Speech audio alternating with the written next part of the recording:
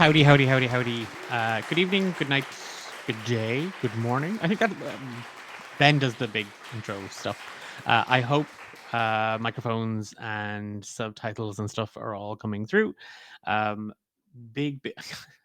I love the couch. Yeah, I was Ben's not here. I can bring in something comfy for just myself. So I have a small little reading chair in my office. I say reading chair. It my foster cat lives in it. So it's I guess it's Casper's reading chair. So it's a little space that I will throw myself down and I will look over notes and stuff. How is everybody doing? It's the first week of Easter holidays for schools and universities here in Ireland. So I have been off the last couple of days and distracting myself with um, everything that's not work. So I figured I might do something productive. And while Ben is away, you'll notice that I am solo on the couch this evening. Ben is away, and I believe everything I've seen having an absolute blast on his holidays. I am incredibly jealous, but I'm looking forward to having him back in 2 weeks' time. Um, so if you saw our yeah, well, Ben is away, Declan will play. Yes, Declan will play and procrastinate and put everything off to the last second. Um, I've um, I've decided that what I might do this evening, and it could be quite short. I have a couple of questions, but I did open a kind of a Dropbox for questions on our socials and over on our Discord. And then I will field any questions in chat as well if anybody didn't get a chance to ask about just kind of general TTRPGs, content creation, and using this space. Um, and they're kind of the questions kind of are all over the place. My first one, I guess, was on the Discord server only a while ago, and it was like, I think it went. I'm going to read it out exactly. If Jimmy cracked corn and no one cared, why did he keep doing it? And I think my response to that on the server was, corn is delicious. So I also never understood what it meant by cracking corn. Like how does one crack corn? Um, but regardless, Jimmy, keep on cracking it because corn is absolutely delicious. Um, so I think that's that's the first question answered. Um, but we did get a couple on Instagram, and I got a couple of DMs for stuff, and uh, I think I might start with trying to kind of maybe draw. I've kind of been pulling them together to see where things kind of fit. There was a couple of similar questions, and I'll start there because I think I got quite a few around editing and editing for the podcast in particular. Um, and one of the first ones is what software do I use when I'm editing? Um, I am I use the Adobe Audition software, um, and I've been using it for the last couple of years. I I'm not trained, like, as in not Adobe certified, but I was trained in Pro Tools, and then I was using Audacity for a little bit when licenses and stuff were an issue. So I've always like I'm trained in editing, audio and video, and I kind of just navigated to Audition a couple of years ago. The university that I'm with gives licenses to teachers for the Adobe Creative Suite, so I'm able to utilize kind of the full range of that. I predominantly Audition, Premiere Pro, and Photoshop, kind of in that order. For things, so that's what I'm using. I had intended on maybe showing you a couple of screen grabs of stuff, but I spent so long making the solo overlay that I just ran out of time. But I I am using Adobe Audition, and kind of one of the kind of follow-ons to that that I would throw out there around it is, if you are using or if you are wondering how to get started in audio editing, I would not be going out of my way right now to buy an Adobe license at all. At all. And this is coming from someone I like using Adobe Audition. It's one of my preferred kind of editing tools. But I would suggest pick up something like Audacity, and there's a really nice learning curve with Audacity. It's a very straightforward, simple interface. It's very well laid out, and there are plenty of resources online, kind of on how to get started with it, both in terms of reading or YouTube tutorials. I would say, um, I would say, kind of Adobe Audition. It's not. It's not that editing is easy or editing is hard, but uh, you want to make sure that you are comfortable with kind of the essentials first, and then afterwards. Um, Audacity is great because it has a lot of the same stuff that Audition can do, but it's more stripped back. And then Audition is a nice sort of step up. If it's something you're enjoying doing, something you foresee yourself doing for the duration of your content, podcasts, so on and so forth. And then again, there are the Adobe themselves have great resources for learning the software, but there's amazing YouTubers out there. Mike Russell is probably one of my favorite on YouTube. Just really, really well made videos, really, really good teaching tools, and there's always something new that you can learn. So if you are already in Adobe and you're like, oh, I kind of need a hand, Mike Russell is a really good YouTuber to check out. From there, still with the editing stuff, the music and sound effects. Nope, we don't make the music. That's sort of a um, so the theme song for Romancing the Dungeon has always been commissioned. So we've always hired a musician or worked with a musician to compose those pieces. If you are listening, you'll notice that uh, over the last two seasons in particular, we season one was sort of just kind of a really nice kind of synth chip tuney kind of vibe to it. We hadn't quite settled on kind of what we wanted, but we really liked the sound of that. That was by Martin Ryan. Um, and then in season two, we went way more sort of melancholy with Haunted by Ghost of Red Mountain. And I love that so much because to me, uh, I've always felt the opening music for Romancing the Dungeon season two was the ending music to Romancing the Dungeon if it was an anime. So like the ending credits, that would be the music that would be rolling.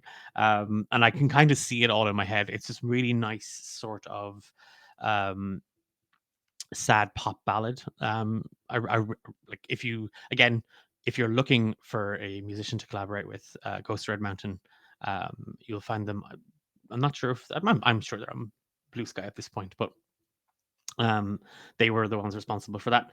And then if you're up to date and you are listening to season three, we have this time we have "Fight for Each Other" by Stephen Tynan and vocals by Abby Soiree, and that piece of music to me encapsulates all of Romancing the Dungeon, season one, season two, and season three. It is this absolutely kick-ass belter of a track, and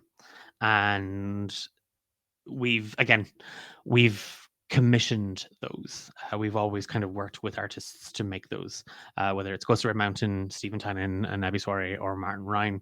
We've always worked with musicians to try and find that right sound. Um, as for kind of the music you hear in the show, no, I again, I don't make any of that. We use a subscription based service for a lot of the music, and we pay a license fee for that. And then so when we had the Patreon at the time, that's kind of what the Patreon was kind of going to support, and helping us kind of pay those licenses and pay those extra bits and pieces. Um, and we The sound effects though are it's a again there we pull from a phenomenal resource called freesound.org, and we use Creative Commons sound effects from there.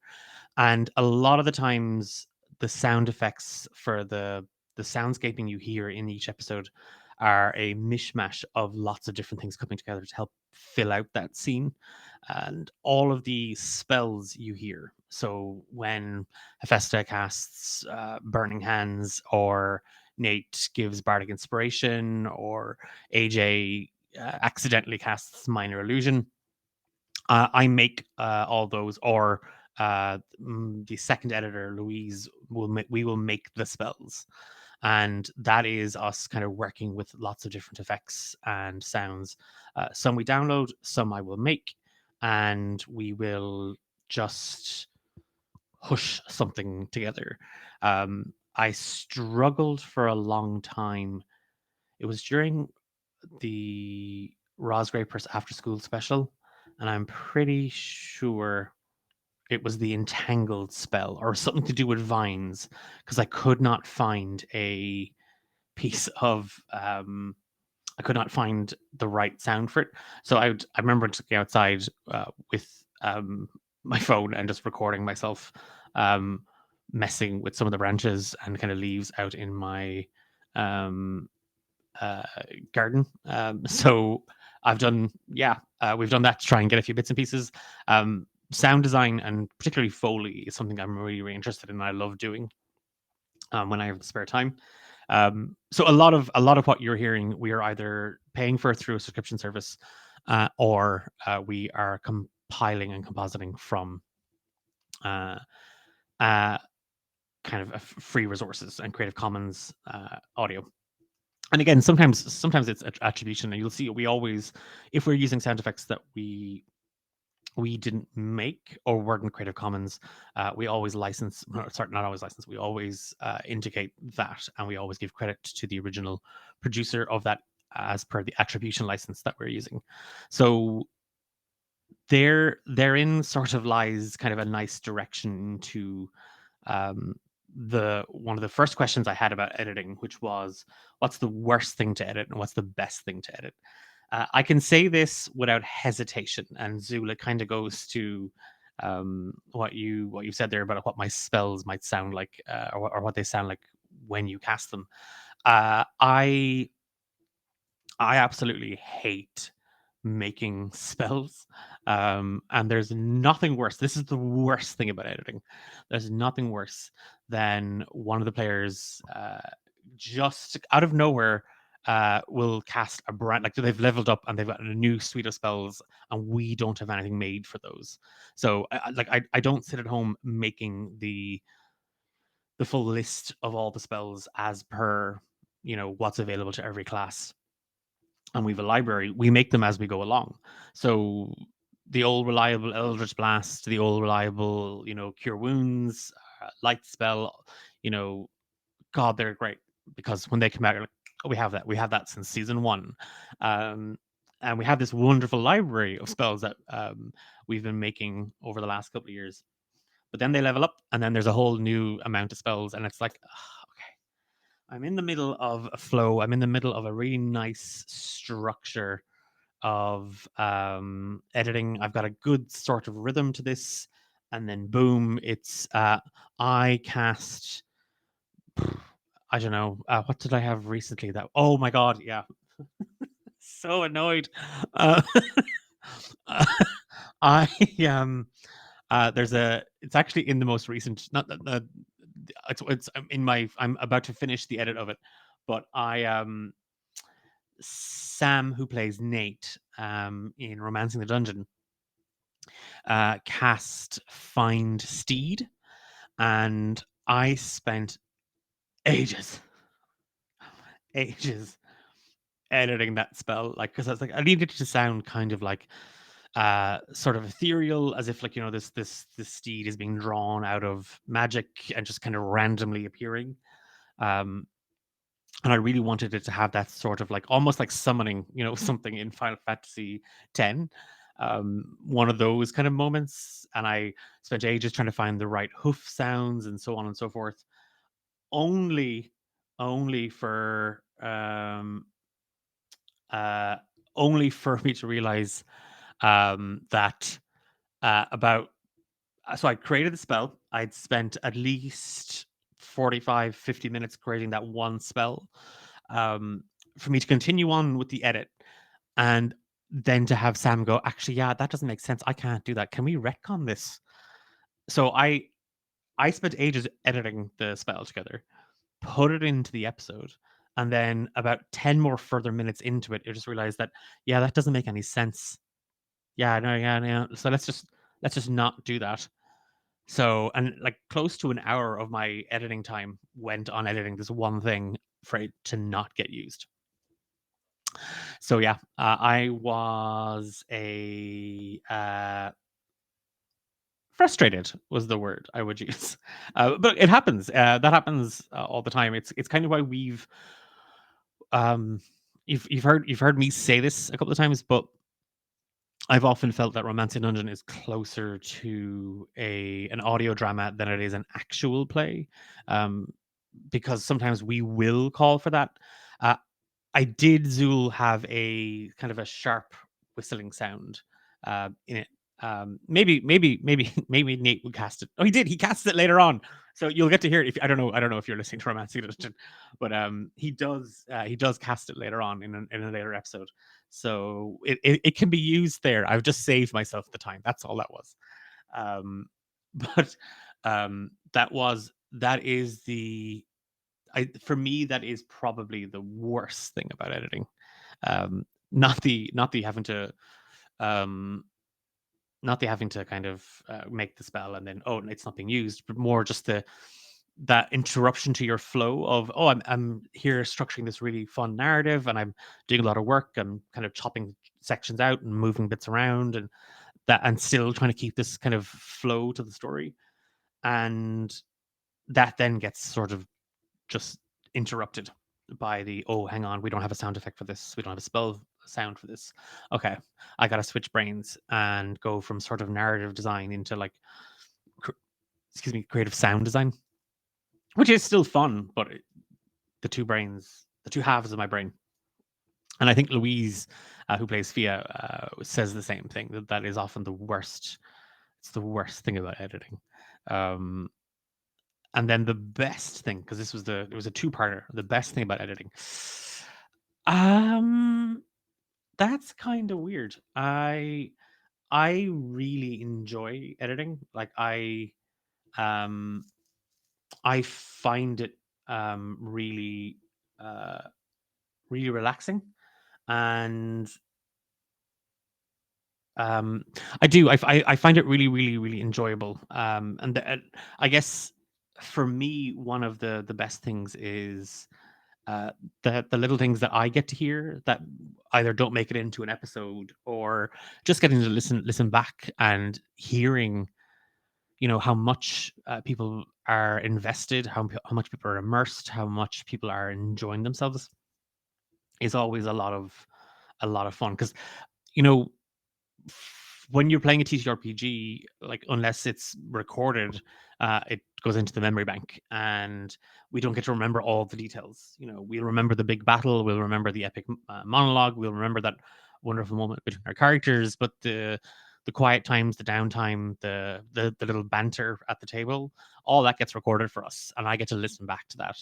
Um, I've said this before, but and I don't know if telepathic neural is still in chat, but um in season one and kind of season two, in the early stages of recording season two, um, I had noticed that a lot of the times when Sam was speaking or doing something as his character, like as Nate was doing something or interacting with somebody, whatever it may be, um, Amber, who plays Hephaestus, Nate's ex girlfriend, would be muttering awful things under her breath, like, "You fucking dipshit, you're gonna fuck this up, you useless piece of crap."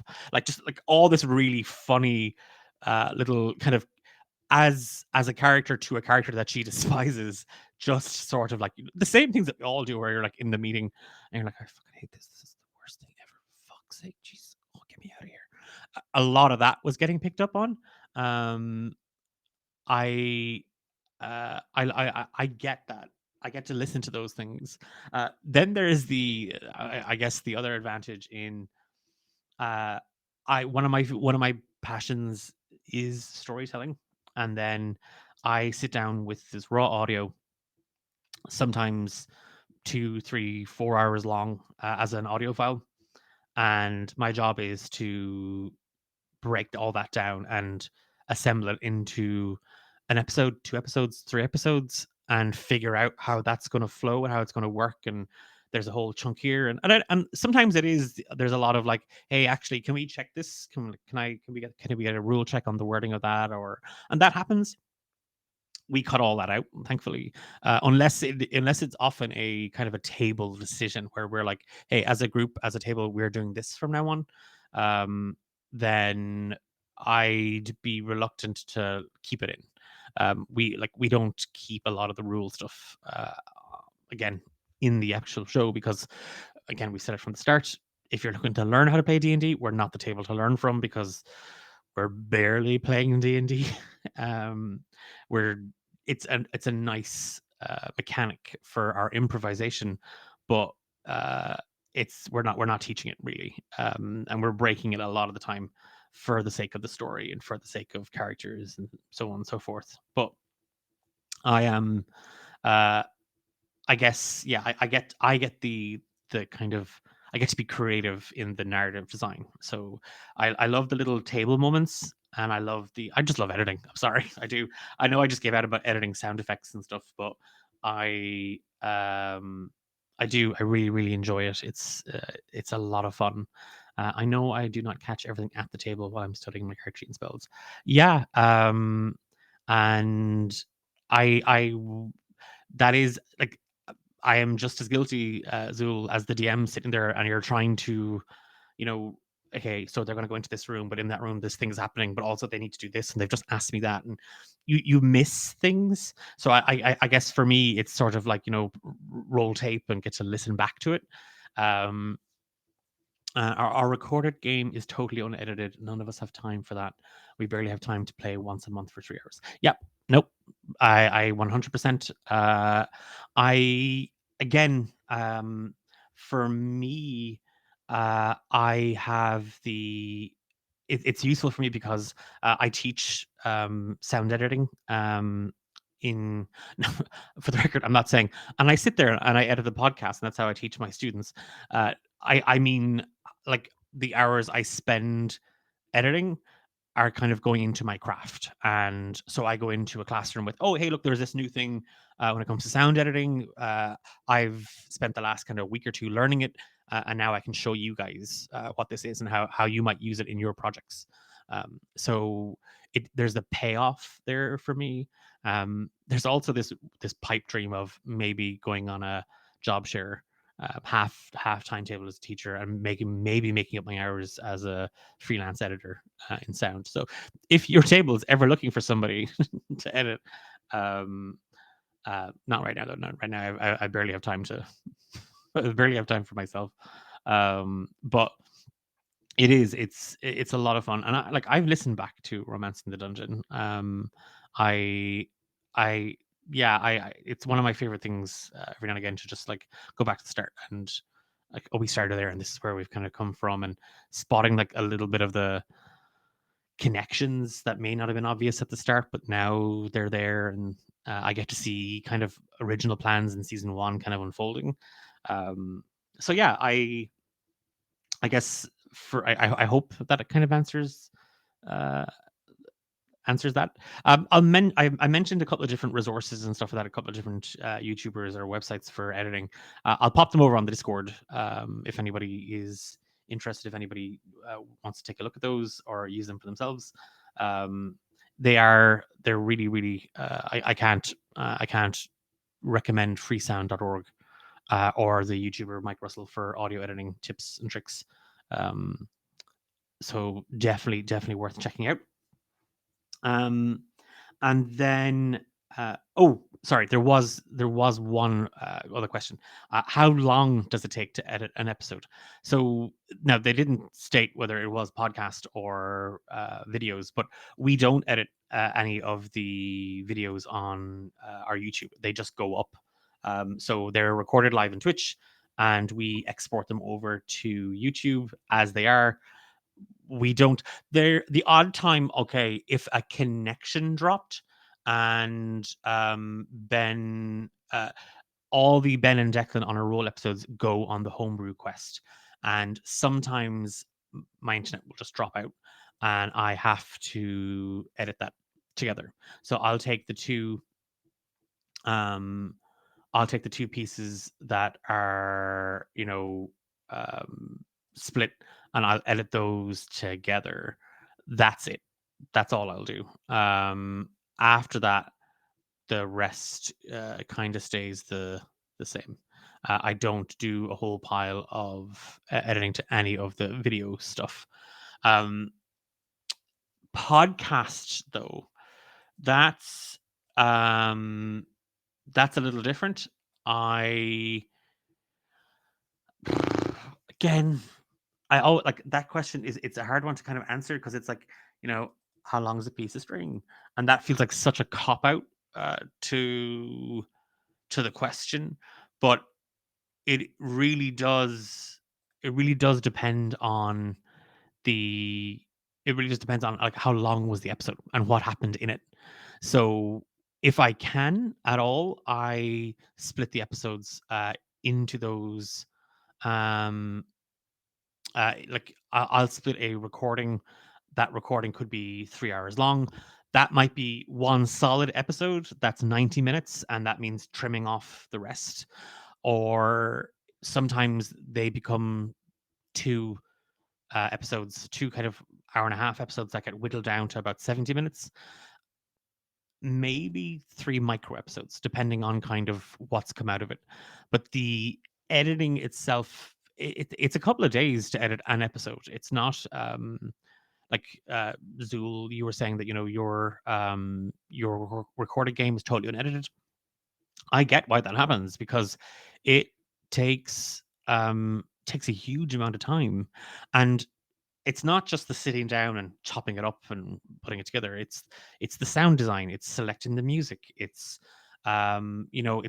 mixing it and making sure that the levels are correct. We have a policy where an episode does not go live without the team having heard it. So a draft edit goes out to all the team, and that is whether you are on the like a romance in the dungeon special or the main campaign. We try and give, where there's audio, we try and give everybody a chance to listen to it, to go, hey, look, um, it's been edited. Please make sure you're happy with one, how you sound, and then two, do you notice anything that we should fix? Like, are there any kind of obvious glitches that I might have missed out on that we should be tidying up? That we probably should have. Um, and that takes time because, like, if I give you a 70-minute episode, that's going to take you 70 minutes to listen to it, and we look for feedback. So myself and Louise, depending on which one of us has edited, um, like I never listen to a draft of my own work. I give it to the team, and I know that at least three, if not four, out of the gang will listen to it and come back with, I like this, I love the music, but there's actually, it goes off too quickly, or there's a weird glitch, or one of the sound effects is just a little too loud. Those notes are always so helpful, and make it so much easier to fix afterwards then. um if we ever end up in a scenario where and we've recorded kind of like 6 hour sessions, that usually is like a finale or the penultimate episode. We sit down and uh as we are recording that, I will put um I will put sort of like markers. So it might mean that we continue recording, but we've taken a break. And what I'll do is I will bring down all the microphones, let it record a couple of minutes, pause, and then pick that back up. And then I know, actually, hang on, when I go to look at the audio file in Audition later on, I know actually, well, here's the three marks I made. So I know to cut this part, I know to cut this part, and I know to cut that part. And now I've got, instead of a 6 hour, 7 hour recording, I've got 2 hours, 3 hours, 2 hours. So I go away then and I chop those up and I start editing on those individually. We don't sort of, it's not a case of there's 7 hours and I edit the 7 hours into one episode after the other. They're always cut. It's like the first thing I'll do is I will, if I didn't make a marker, because maybe in the moment we just kept going, and now I feel like this could be a good episode, or we do this. That started in season one. That thing I did. Uh, I am a big lover of Avatar: The Last Airbender, and one of my favorite things. I think it's one of everybody's favorite episodes in the entire series. Is the Tales of Bossing Say, where each member of the gang go off and have an adventure in the city, and I've kept that. I did that in the very first season of the Tales of Tezrab, and Hephaestus, Thane, Fia, and Nate all had their own little mini episode that were about kind of between 25 to 35, 40 minutes long each. And I liked those because there were individual sessions with each player where we get to see another part of them without the group. I continued that into season two with the Tales of Galeshire. And again, we've had some amazing moments in those. Um, the really nice moment with Ivan in the cave with the initials. We had AJ and Fia's date. We had Hephaestus and what happened to her, and I'll say no more. But they are these big, really fun little episodes. But when we first recorded the Tales of Tezrab way back in season one, I didn't put any markers in at all. We just kind of jumped into one to the other, and afterwards that actually became. And believe it or not, what I actually was doing was I'd start with Thane or Dermot, who was playing Thane. We'd start with him, and then I'd go, we cut to Hephaestus, and Hephaestus is now doing. So we had this like 3 hour recording, and I had to like cut out all the different sections. It made so much work, and I don't know why I did it. I think I know I do know why I did it like that. I was concerned that if I didn't do it that way, and I had Amber and Sam and Louise sitting there waiting for an hour where they weren't contributing, where they weren't participating, it would be boring for them at the table listening to just a one-on-one session. Um, Now, what I did with season two and the Tales of Galeshire is I had everybody participate where possible, be the voice of an NPC, and I'll give you some directions. You'll know what you're doing. Um, and we also had it down to a nice little art at that point because we all knew that these were little taster episodes. These were nice little bite size. Jump in, hear a fun story, and jump back out. And they're always. I try narratively to have some part of them there, to have something there. But it does make it does make my life a lot easier now that I put these kind of markers in. I'm so sorry that that was like two questions, and I've already been ranting for nearly 40 minutes about editing. A couple of other questions that I got asked. I've been asked this before, but how did I get started in tabletop games? Many, many, many, many, many years ago. Over 20 at this point.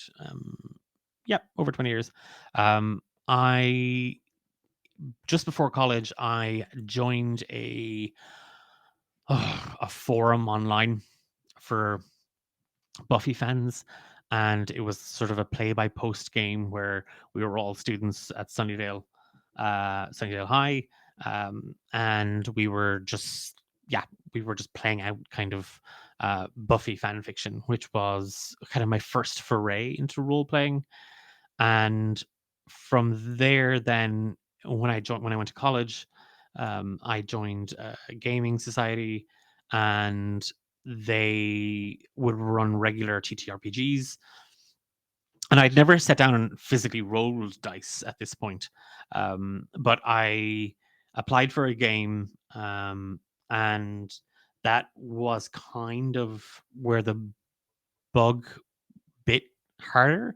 Like, don't get me wrong, I love play by posting games, but um, you're sitting there, you post, but the person you're chatting to is in a completely different time zone, and you're now waiting for them to chime in or uh, wake up and see your post and then maybe get to it before the end of their day. And so it was a bit slower. Um, so in college, I joined the gaming society, got applied for a game, got in, and built my character. And it it's one of those things where I look back on it now and I'm like, wow, okay, I shouldn't have played that. I uh, we were playing GURPS, um, and like, really simple system to pick up. I found it became sort of the long stay for me for a while. Became my kind of my favorite system to use when I started DMing. But after about a year of playing, I decided actually I might enjoy running one of these. I might enjoy telling one of these stories. Um, and I started kind of the following year when I came back to university. um, I really, really kind of enjoyed it. I remember, and I don't know if I've told this story before. I remember a friend of mine, Rebecca, was running a vampire masquerade, and I got to join it. I got to play, but I was playing werewolf, and uh we was so I'd kind of started delving into the world of like White Wolf games, and again, love that system, and love vampires, love werewolves. No, sorry, no, I do. They're up there. I was like, I have the books. They're right up there. But I love those games, and I love those systems. And I wrote a vampire, uh, the Masquerade game, uh, based around this is how gay I was in college, based around the Moulin Rouge.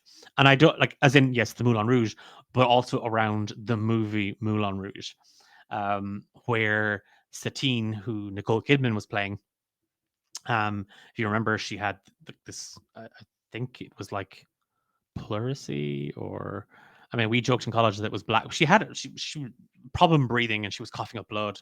Um, did it ever actually explain what she had? But anyway, whatever disease she had in my vampire universe, it was actually just a blood disease. Um, and she ate Ewan McGregor's character, and that actually cured her. But so I based it all around her as a ruler in Paris, and there was these merging factions, and that was my kind of wasn't my first game, but it was like my first proper kind of thought out kind of story and campaign. And it being in the gaming society, one of the players decided it was worth the time to review me on the college notice boards. And it wasn't an outwardly negative review, but it really hurt at the time. Because like, they were very critical of my style. They were very critical of um, they were very kind of critical of my approach to it. Um, and I remember that kind of like knocking me a little bit, and like I was like, I don't think I want to do this for other people. Maybe I can just have the stories in my head, and that'll be enough. Who does that? That guy did, and to be fair to him, he was a really nice guy, but I don't think he realized that it was kind of one of my first games, and two that again, I always, if ever I DM at events, um, and I'm DMing for a group of people who don't know me, who don't know how I run games. I often kind of make them aware that, hey, look, this might not be the table for you. I tend to be very descriptive. I tend to go for kind of a cinematic style or some sort of television serialized style, where it feels I try, I think that lends itself to more um investment in your character and in the world, but it's not for everybody. And yeah, don't get me wrong, I also learned an awful lot from some of the stuff that he had said, because it was very I would have been very linear in terms of this is the story, and regardless of what we're doing, this is the story. um and I think a lot of maybe a lot of DMs very early on are like that, are very sort of, I'm not going to use the phrase railroady because I don't think that's the truth, but are sort of, hey, look, this is the story. We're all here to tell the story and play the story and be this part of this thing. And there's very, it's not that there's no room for agency, but it can feel like there's a little less agency around that table. So I I learned quite a bit from that, and I didn't give up. Um, and if anything, it kind of made me realize that, well, maybe my game wasn't for this guy, or but I stopped DMing with the gaming society, and I just started DMing for friends at our houses, and it was one of the benefits of college, where you would just every week, it was, let's order a pizza and let's go to this person's house and let's spend the next 4 hours playing TTRPGs. Um, and so many of my, and it's if you've followed any charity streams or you listen to the shows, Eilish and Louise were some of my first players. Um, and they're still here 20 years later. Emma is here a good 16 years later. So Louise, Eilish, and Emma are, they've stuck around. So I think I found my feet with my style and my approach to it, but that was how I kind of got started, and I kept going. And I've always I realized this, like, as I was just kind of reminiscing. I I got asked to DM a game for an event uh, around that. So maybe I just finished college and it was to come back. Um, but I ran a game based on Silent Hill. Again, I kind of made up my own system. I was stealing a little bit from Vampire. I was stealing a little bit from GURPS. And Zool, I need to ask you, what's MERPS? I've never played MERPS. So that sounds, maybe they call them MERPs in the US, or the GURPS here. I don't know. I'm trying to also figure out what that might actually stand for. Role. I know RPS is role playing system, but ME, multi essential. Middle Earth role playing game. Okay. Why didn't I? Uh, GURPS is the general user role playing system, or generic user role playing system. I'm pretty sure that's what it was, or that's what the GURPS stands for. Um, I actually, believe it or not, I wrote a character for a Middle Earth game, but it never came to fruition, and I was so upset because I really wanted to play my halfling. Um, GURPS is a D6 system, 3D6. Maybe again, I haven't picked it up in a while. Maybe there's more to it than just D6, but we only ever used D6.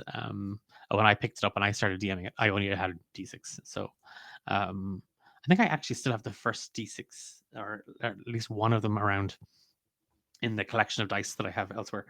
Um, on that same vein, around DMing and TTRPGs and stuff like that, there's a question that, let me get it up. What do I like about DMing, and then what do I like about playing? What do I like about DMing? I like getting to tell stories, and I I really like being able to. Sorry,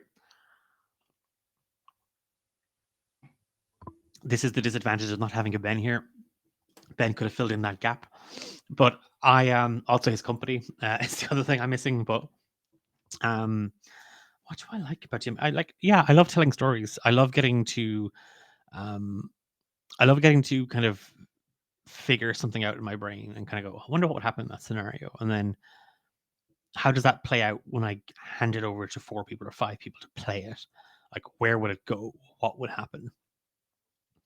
And whether it's Rise of the Forsaken, Saving Grace, Romance of the Dungeon, Marked for Midnight, um, all of what I want to make, all of what I want to do as a DM is just tell a story.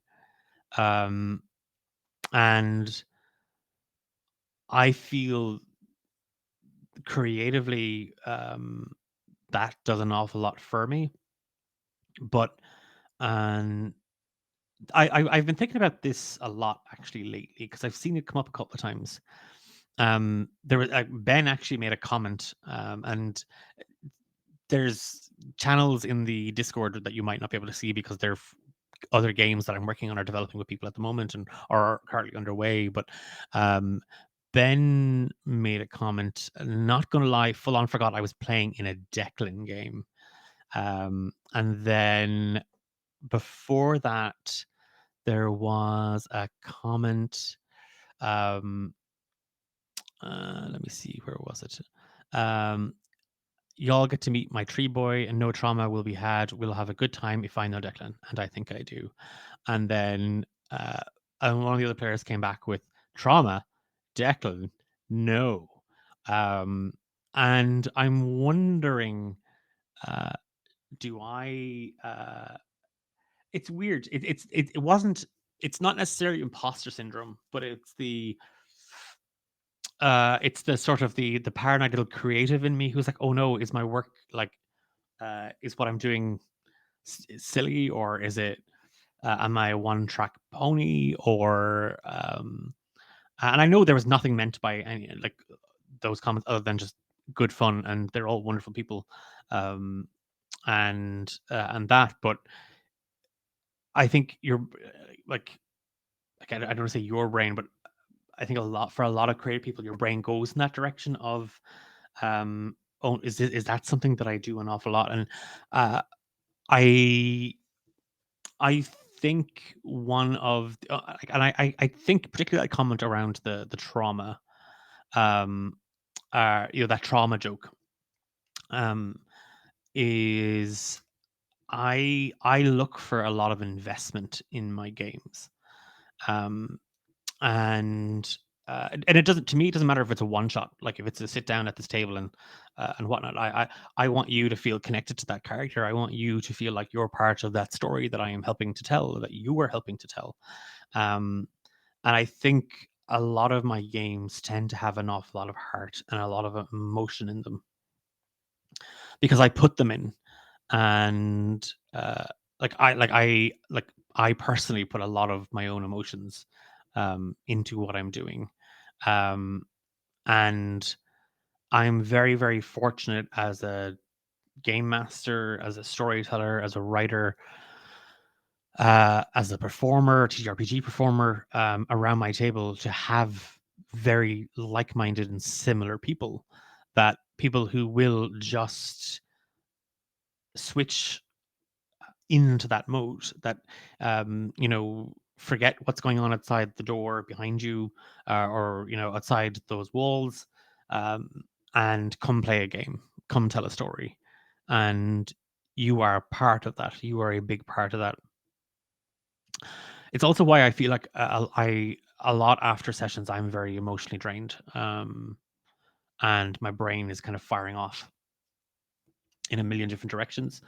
um, I uh, I often, like, my husband often jokes that, like, he hates when I stream, because stream finishes at like 10:30. I'm we've clocked off because we check in for about 15 minutes after a stream. So quarter to 11. So it's quite late, and I can't go to bed straight away because I'm too wound up. I'm too invested in kind of what's happened, and not even in a quick break it down into every little microsecond and every micro interaction to see, and did you do a good job, but more just a unravel yourself from the story and kind of get out of that mindset and get back into this space. So for me, that's a long way of saying I like storytelling. But I like getting to tell those stories with people. Um, what do I like as a player was the second half, or like playing TTRPGs. Um, I like. And I don't know if there's a misconception, and if there is, I definitely lent my voice to it, because I joke about being kind of the internal DM around D8 Dungeon, but um, I I really enjoy getting to play, and I last year I was in a campaign, and I don't know if it ever saw the light because it was for stream. It was with Taylor D20s, and it kind of went on hiatus, um, and I I don't kind of know what happened to it actually, and the yeah, which is a bit of a shame because it was a lot of fun. Um, Omar from Taylor D20s is a phenomenal storyteller, or tale weaver as they go by, and that I really looked forward to those sessions, sitting down and getting to play it. I also got to be a character in uh, a different there. What's that Magic School D&D thing? I was there for a while. Um, you can tell I'm such a professional DM that I know all these things. But again, the Magic School thing that D&D ran as a module adventure, I was in a stream campaign for that as well, playing a character that I really liked. Again, I like the investment. I like getting to be somebody else. I like getting to play something else. Um, and whether it's a campaign or it's a one shot for a spin-off or a charity event, I find myself getting very invested in characters, and I I was always told I was always told two things. I have an overactive imagination, um, and I'm always way too sensitive. And they were always said to me in a negative way that these were bad things. And don't get me wrong, they can be. Sometimes they can be my own worst enemy. But I also think they're like my best strengths. I have a ridiculous imagination, and that doesn't help my anxiety, but it does allow me to kind of lose myself in that. Um, but I'm also incredibly sensitive, so my emotions are I can't really escape them, um, and I feel like I feel things, but uh, my husband always kind of jokes, and like not never at my expense, but I was watching a documentary yesterday. Um, I'm going to get the name of it because I want to make sure I get it right. Um, yes, I think it was on Netflix. The Remarkable Life of Ibelin. It is about a Norwegian gamer who passed away from a degenerative disease a couple of years ago, and after he passed away, his parents discovered this whole other life he had been living online. And when I tell you, uh, yesterday I was not in a good place. After watching it, like just my heart was broken, and at the same time I was just so impressed and moved by uh what what a life he made for himself in that. Um, and I found that incredibly. And it's meant to be emotional. Um, on the flip of that, I also cried when Shrek got married because I found that very emotional. There's again Geek Chic tease in chat. I don't know T if you remember going to see Moana together, and the two of us just looking at each other and just wailing during Moana. Um, just completely and totally um, crying so much. So uh, songs can move me. Um, yeah, I'm just tapping into those. So as a player, I like getting to oh same um, same. Uh, as a player, I really like getting to channel those two things, and it's kind of like it's kind of why I like theater of the mind. Because I get to see it in my head.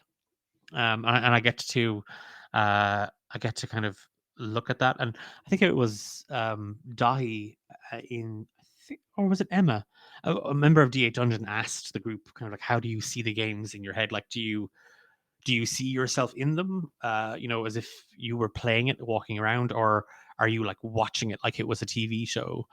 Um, and I always it's kind of both for me. Like and like with a third aspect, like that kind of like the GM's aspect, like that god thing where I'm just me popping in to like change the weather or change the time of day. Um so it was a God, I've gone off on a bit of a tangent. Surprise. Um I just like yeah, like as a DM telling stories, as a player um, playing the story and playing the character as part of that.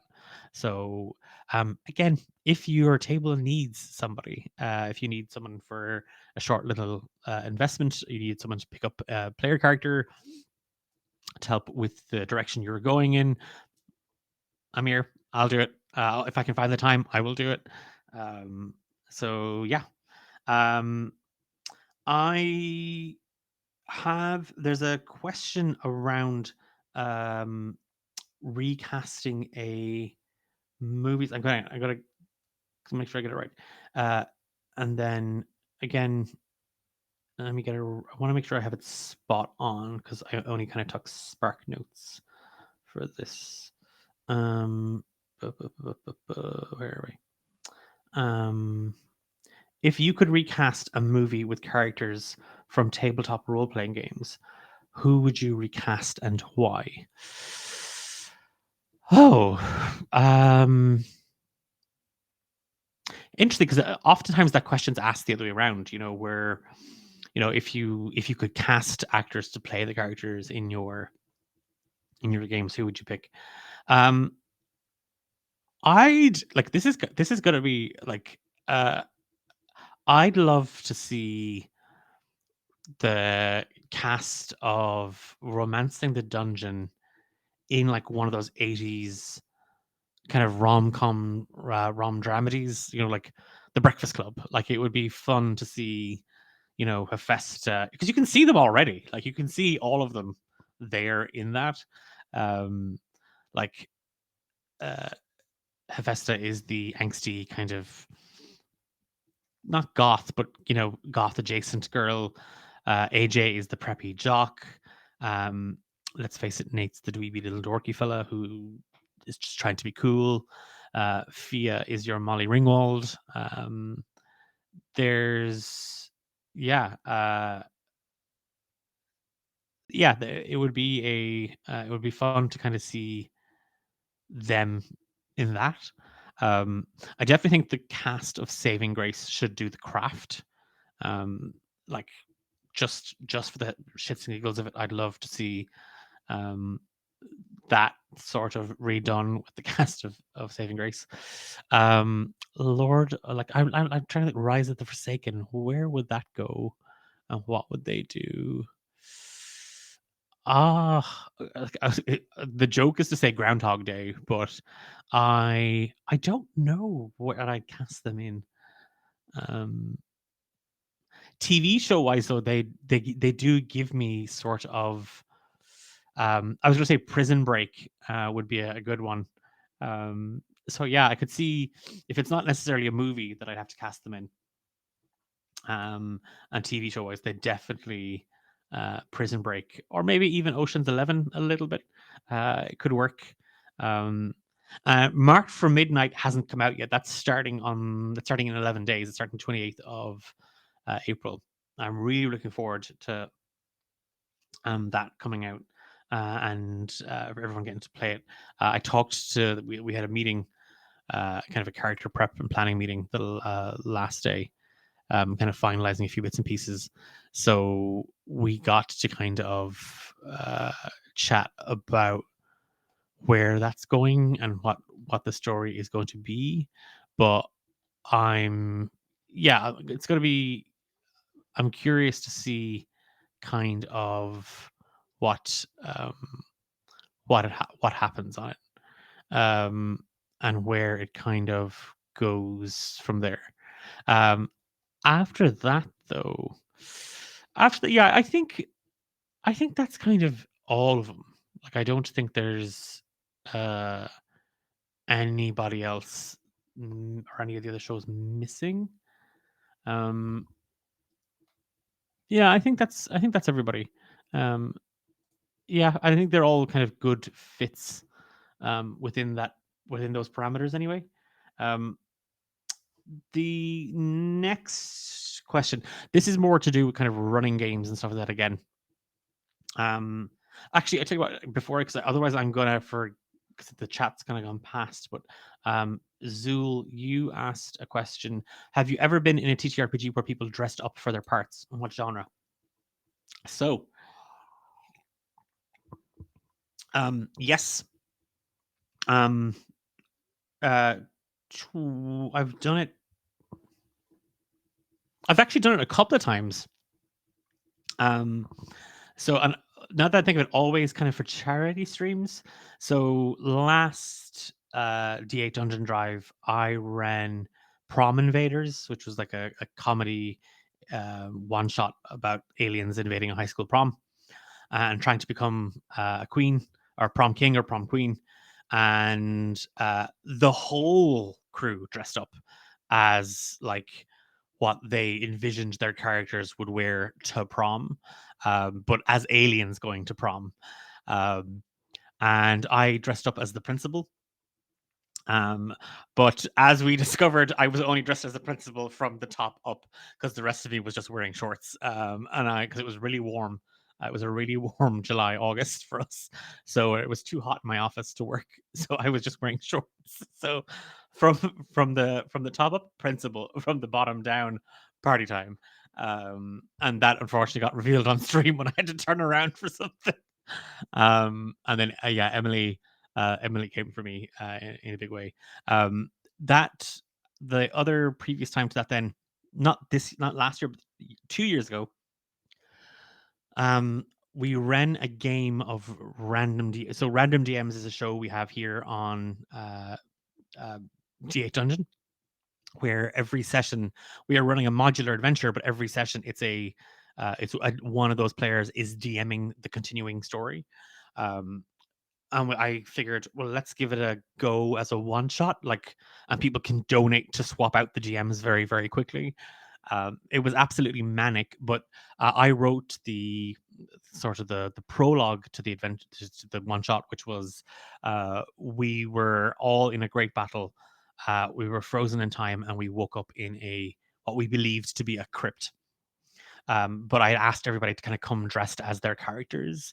Um, and like I was dressed as a uh, kind of a pleather wearing fishnet tank top wielding fur trim collar skull on my pauldron barbarian type.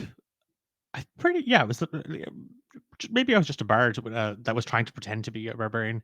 Um, and oh, I think the piercings I bought kind of like clip-on piercings because they were also covered in piercings, um, and that was a lot of fun, and everybody absolutely knocked that one out of the park. That's over on our YouTube channel. Um, have we done it since? Before that, then I don't think. Maybe I'm wrong. The odd, like, again, little Santa hats and stuff like that. But uh, the only time I've ever gotten to LARP was in college, and again, it was with a group of friends. It was a charity. Why do I always dress up for charity? It was a charity thing, and I it was a Final Fantasy game, and I was playing an NPC. So I was just playing one of the kind of people the players would meet along the way. Um, and I was in the Final Fantasy X universe, and I was playing a what is it? Crusade? Um, a Riku. Uh, her people. They had that. They had their own language. Anyway, I was playing a shopkeeper from her part of the world. So I only spoke that, and then there were certain words I had, or I was allowed to have, that I could try communicate with the players, um, and that was a lot of fun. And I was just dressed up as a merchant, um, and like, yeah, that was a that was a lot of fun. Gosh, we should do that more. I don't know. I think it's just time, and I'm not particularly good at sewing. I have a very very talented friend, Melissa, who's a phenomenal costume designer and seamstress, um, just a master at her craft. So a lot of what I've gotten to wear over the last while, it's been by her design. So um, I wonder, should yeah, you might have me, convinced, Zool, to maybe do a dress up one shot for charity for the DH Dungeon Drive again this year. Um, we'll see, but yeah, it's definitely on my list. Um, I okay. What time are we at? An hour and 12. Okay. There's only a handful of questions left, so it's not that I'll speed through them, but some are straightforward. My favorite class in D&D, sorcerer. I just I absolutely love playing a sorcerer. Um, and my favorite class to work with as a DM, warlocks. I do special things for warlocks in my games. I absolutely love them. So I like to play sorcerers. I love magic. It's like one of my favorite things uh, to use. I prefer being a caster. I know in the last, when we were raising money for the Irish Cancer Society and the random DMs game that Di DM'd, Louise was playing a caster, and she was like, "I'm so out of my depth. What am I doing?" Because she never plays a caster. Louise loves kind of rogue fighter types. And we're the exact opposite there. She's even talking about maybe trying a caster in the next campaign for Romancing the Dungeon. But we're not even we're not there yet, so we'll see. Um, uh, Outside of that, favorite set of dice? No. Yes, but no. I'm one of those people that has different dice for different characters, different moods, different kind of games. I have a reliable set of dice that I'm not allowed to roll, because I almost killed the Saving Grace party in the first season. Um, yeah, Zool, I'm right there with you. Like clerics and druids, and that ability to swap out your spells at the start of the day, class. I've played the last of those two. The last one I played um, I played a cleric, uh, sister, uh, sister Agnes of the Hotbod, and she was a cleric who worshipped at the altar of hot men, and hot men was the god of all hot men. So her prayers would be her invoking just this list of gorgeous men: Idris Elba, um, Actually, I think she relied on Idris Elba a lot. I think Michael Fassbender cursed her once when she rolled a nat one after invoking him, so she doesn't really pick up on him a whole pile. But she had a bag of holding that was just filled with bonbons, so she would literally she was just popping bonbons and saying prayers and popping off healing word every now and again, all while invoking these absolutely gorgeous men to save her or to help her channel her powers. She was a lot of fun. She was an awful, awful character. She was great crack. Um, but yeah, I don't have a favorite set of dice. I have dice for different characters, and like I said, I have dice for different moods, and then I have dice that I'm not allowed to use. Um, my husband got me a set of dice for Christmas, and I love them. They're kind of beautiful. I don't think I have them at hand, or if I do, they're behind something. So, but there's a kind of a purple a liquid core inside them, and I'm one a sucker for a liquid core, and two I'm a sucker for anything purple. So, yeah. Um, if I wasn't playing TTRPGs, what else would I be doing? I don't know. Uh, I I really don't know what else I'd be doing. I have loads of other hobbies. I love baking. I love reading. Um, I love crafts. I will try my hand at anything. That's one of my. There's very few things that I will say no to in terms of like hobbies and stuff like that. So I do a lot. I do a lot of gaming. Um, but I do an awful lot of reading. So I if I wasn't playing TTRPGs, I think I'd have more time for those things. So that would also free me up from editing and gee, I'd have so much time. Might do more traveling. I have a bit of a fear of flying, but I did go on a quite a quite an extensive honeymoon last year.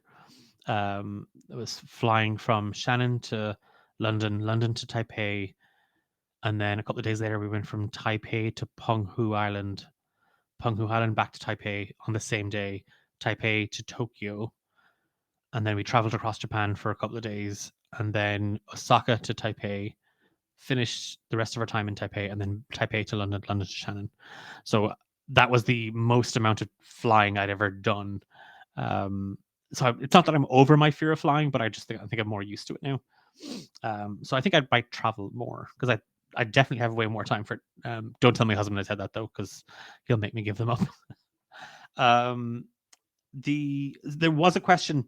I I feel like I've been talking for too long now in what is a solo episode, but uh, there was a question about tracking campaigns and how do I track them.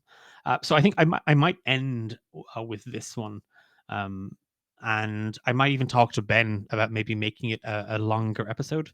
But the answer might seem like a bit of a cop out, but pen and paper. Um, the a DM takes notes at the table as they're going through it. Sometimes I take really good notes, and other times I'm like, okay, does anybody remember the name of the barkeep in that random village I had to this happened last Sunday, that I had to improvise at the last second the name of them and the tavern. No, I mean I have a vague recollection that it has this sound to it, and I'm pretty sure it was the something something rose. But does anybody? Because I didn't write those down. I forgot to write that down, and then it'd be like, oh no, I left my notes at home, or oh I don't have that. Like ah shit. Thankfully, we recorded, so I then have to skip through the episode to go. Oh okay, he's called Jacques Bleu, and it was the the red rust rose. Look great, and I have that to go with. So if I don't take detailed notes, then I have the episodes to go back to. But uh, my I think maybe towards the end of the campaign, campaign one for Romance of the Dungeon, I might show some of the notes that I took, and you'll see them in varying degrees of like, God, that's an awful lot of prep to. Declan, I think you wrote that on a napkin, and I go through these. Um, I go through kind of uh, flip flopping between that method of like really planning out a session to just going in with kind of one or two beats and just letting it go from there. And I actually prefer those now. I prefer those sessions where, excuse me, I kind of prefer those sessions now where have a I have a clear idea of what I want to do, but I don't know how I'm doing it yet until I get into it. And I know who's there and I know what they can do and I know what they might encounter. But outside of that, I'm winging it. And I like those. That unfortunately does mean I have fewer notes to go with, where I now try and take more detailed notes as I go through a session. I have actually invested um, in a new tablet for the table, so that when I'm sitting there, rather than sitting in front of a computer screen and not be able to see my players, I'm going to have a little tablet with a keyboard that I can make the notes that way. That I can put my story beats into that, and then under those beats, add the names of things that I should be adding. But I never, and even for this, I have notes. And I was writing things down, and I was taking things off, answering the questions. But I might actually use that to kind of prompt an episode with Ben about sort of designing and tracking a campaign, like, and the kind of the tools that you can use and the tips and the tricks for it. Um, Folks, I genuinely thought I'd be here for. I told my husband I'd be here for less than an hour, but I want to I want to thank everybody in chat for just keeping me company and listening to me rattle on. Um, I I know we're short Ben, but he's back in 2 weeks' time. So we might even pick up the tracking campaigns one for that one. Um, but a big thank you for joining me in chat and for your questions. For everybody who submitted questions, and if I missed any, let me know. You can ping me on Discord or on the D8 Dungeon social media, and I will kind of uh, oh, I just realized the subtitles actually make it D800, the D8 Dungeon. There we go. But you can ping me over there as well if I missed any of those. Um, but I am going to leave it there. It's 9:15, and we have to get up early in the morning because we are heading out for the day. I will leave it there. Thank you so much for watching, and I will talk to you all very soon. There's no new episode of Romancing the Dungeon out this week, but there is next week. We're back on Monday for Saving Grace, so I will see you. I can't wait for that. That's such a fun session that we left on the last week. So I'm really excited to see where all that's going to come out because we've had some interesting reveals. Um, and I will see you all with Ben, hopefully, in 2 weeks' time. Uh, Enjoy the rest of your day, the rest of your evening, and see you over on the Discord.